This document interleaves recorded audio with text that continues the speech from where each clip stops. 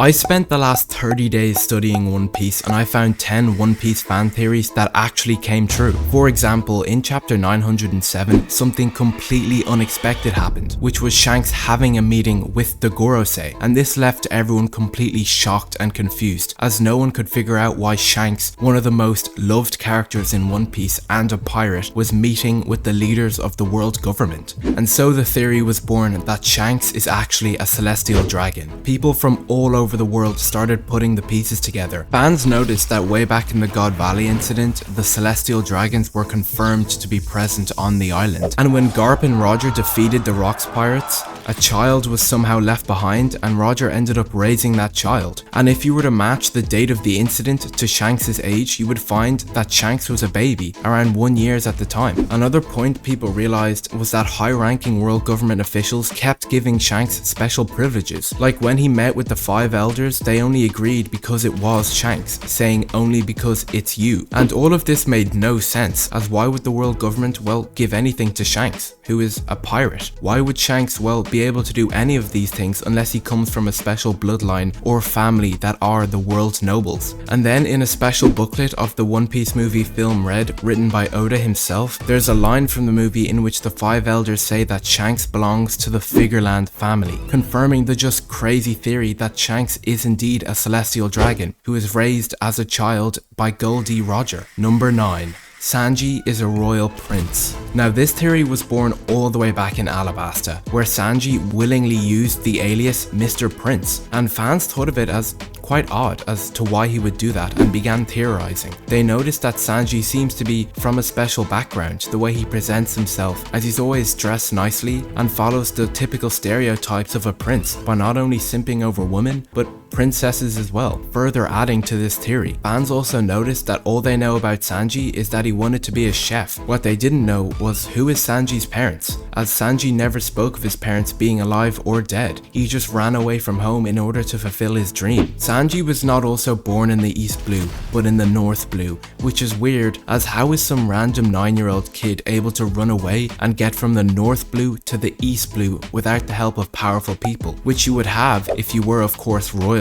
And there is a royal kingdom called Lindell Kingdom, which is in the North Blue, in which Nolan and his stories were based off. Fans speculated that Sanji could have possibly been related to that kingdom, as that's where he was born, in the North Blue. And then once the Straw Hats gained more publicity, Sanji's bounty poster went from captured dead or alive to just captured alive, possibly meaning that Sanji's royal family wanted Sanji to return after he ran away. And then in chapter 832, Sanji was confirmed to be a member of the Vinsmoke family, making the theory that Sanji is a royal prince actually correct, as the Vinsmoke family rule over the Germa kingdom. Number 8. Lola is the daughter of Big Mom.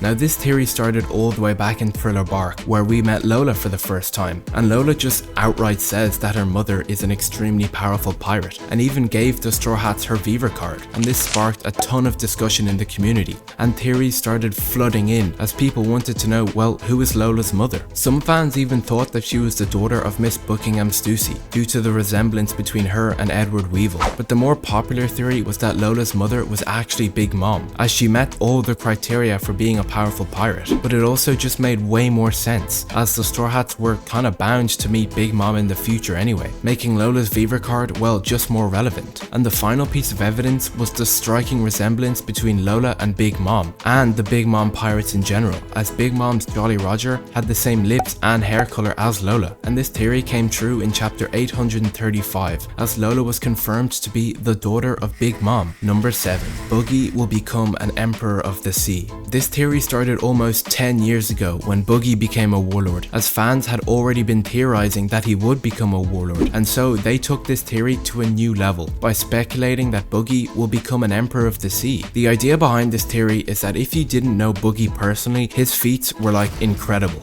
God tier if you would. He sailed with the king of the pirates, broke out of the world's most dangerous prison with a new army ready to die for him, then teamed up with Whitebeard at the War of the Best, and then was seen intimidating Shanks in Marineford. Fans believed that once Luffy took down Kaido or Big Mom, there would be a temporary gap in power, and Buggy will rise up, take their spot and their underlings, and rule over their land as a Yonko. And between his incredible luck but also his reputation, fans genuinely believed it could be possible, as he's done done things like this in the past, and this crazy theory came true in chapter 1053, where Buggy was not only confirmed to be an Emperor of the Sea along with Shanks, Luffy and Blackbeard, but he also has Hawkeye and Crocodile by his side. And just how far is Buggy going to go? It's honestly not too crazy to think that Buggy could become the king of the pirates. Number 6. Green Bull's abilities. Now this short but sweet theory happened when Green Bull met with Fujitora in Marie Joie, when he stated that eating is really boring, I haven't eaten in years, and this statement shocked fans, with some believing that it's foreshadowing for Green Bull potentially being a samurai from the land of Wano, as it's well known that samurais are never hungry, with other fans noticing that most admirals, with the exception of Fujitora, all had Logia devil fruits, and came up with the idea that Green Bull possessed a plant flower type Logia devil fruit. And then this theory came true in chapter 1054, when it was revealed that Green Bull possesses the forest fruit, or the Mori Mori no Mi. Number 5. Sabo is alive. This theory started after Marineford, where it was revealed that along with Ace, Luffy had another brother, Sabo, who was apparently killed by a celestial dragon when he was younger. And due to Oda leaving loads of hints across cover pages for fans to find, they started to theorize that Sabo was indeed alive. But what fans couldn't figure out is to why Sabo didn't show himself. If he was alive, why haven't we heard about him, or why didn't he show up to save Ace at Marineford? And during a flashback in chapter 589, we see Dragon returning to his ship carrying an unknown and injured person, leading many fans to speculate that the person he was holding was none other than Sabo, with some fans even managing to guess that Sabo lost his memories in the incident, completely forgetting about his childhood and about Luffy and Ace. And then this theory was eventually confirmed to be true in chapter 731, where Luffy meets Sabo in Dressrosa. Number 4.